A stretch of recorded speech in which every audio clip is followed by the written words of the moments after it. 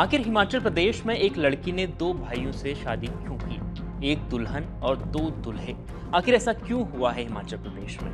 क्या कोई ये परंपरा है या फिर मजबूरी? आखिर हिमाचल प्रदेश के सिरमौर में सुनीता चौहान ने दो लड़कों से एक साथ शादी क्यों की?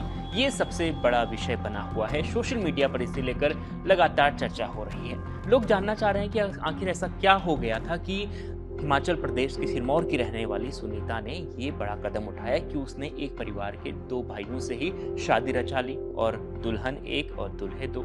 तो इसकी वजह क्या है? तो वजह मैं आपको आज इस वीडियो में बताने जा रहा हूँ। दरअसल हिमाचल प्रदेश के सिरमौर में यह जो परंपरा है ये लंबे वक्त से चली आ रही है। सिरमौर में हाटी जनजाति वहाँ पर रहती है और ये जनजाति के लोग जो है उनका मानना ऐसा है कि जमीन का बंटवारा ना हो, परिवार में एकजुटता बनी रहे, इसलिए ये चीजें होती हैं, इसलिए वहाँ पर ये परंपराएं चल रही हैं। पिछले कुछ सालों में ही वहाँ पर करीब 6 से 7 शादियाँ हो चुकी हैं। इस प्रकार की शादियाँ हो चुकी हैं जहाँ पर एक दुल्हन एक होती है और दूल्हे अनेक होते हैं, यानी 2 भाई 3 भाई हो सकते हैं। जिस तरीके से आपने महाभारत में देखा होगा कि पांडव 5 थे और द्रौपदी 1 थी। हालांकि वो उसके पीछे जो कारण है वो कुछ और है, क्योंकि माता कुंती ने, जिस प्रकार से महाभारत में जिक्र है कि माता कुंती ने जब कहा था कि पांचों भाई बांट लो, तो वो एक कह सकते हैं कि इत्तेफाक में वो शादियाँ हुई थी। लेकिन यहाँ पे परंपरा है, ये परंपरा सदियों से चली आ रही है कि अपनी जमीन को बचाने के लिए, अपने परिवार को एकजुट करने के लिए ऐसा होता है। लेकिन सवाल ये है कि क्या आज के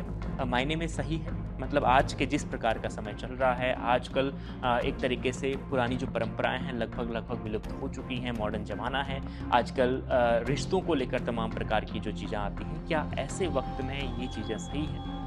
बहुत सारी बहस हो रही हैं सोशल मीडिया पर लोग ये सवाल भी कर रहे हैं कि आखिर ज़रूरत क्या है, मतलब इस प्रकार की परंपराओं की, आखिर क्या संदेश देना चाहते हैं फ्यूचर में, और अगर इनके भविष्य में जो बच्चे होते हैं तो उन पर इसका क्या असर पड़ेगा।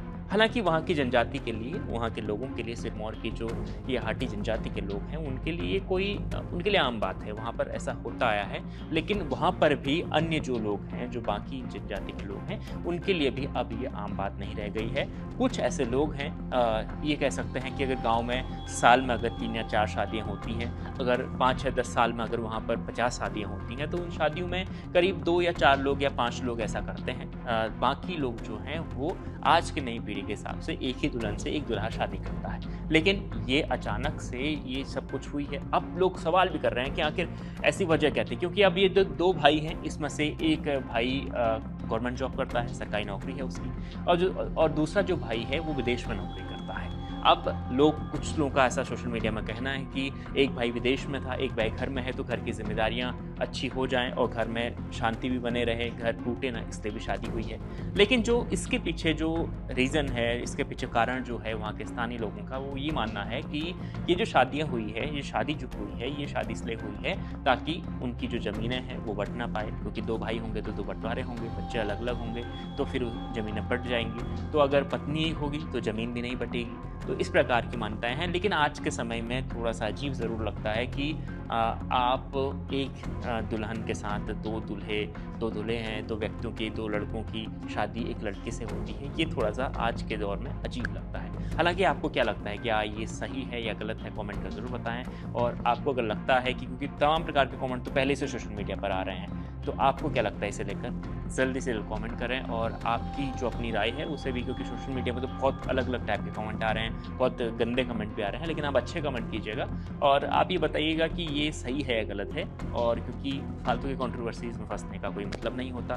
पहाड़ से जुड़ी खबरें जो होती हैं, वैसे भी पहाड़ को तो देवभूमि कहा जाता है, और चाहे हिमाचल हो गया, उत्तराखंड हो, और वहाँ पर हम लोग एक अच्छी संस्कृति और सभ्यता के साथ रहते हैं। हालांकि पूरे भारत में ही संस्कृति और सभ्यता भारत की जो है वो बहुत ही सुंदर है और बहुत ही सीखने वाली है। पूरी दुनिया आज भारत की सभ्यता से सीख रही है, उसमें देवभूमि के पहाड़ भी शामिल हैं। तो आपकी क्या राय है, कमेंट कर जरूर बताएं और लगातार देखते रहें। वीडियो अच्छा लगा हो तो शेयर ज़रूर करें।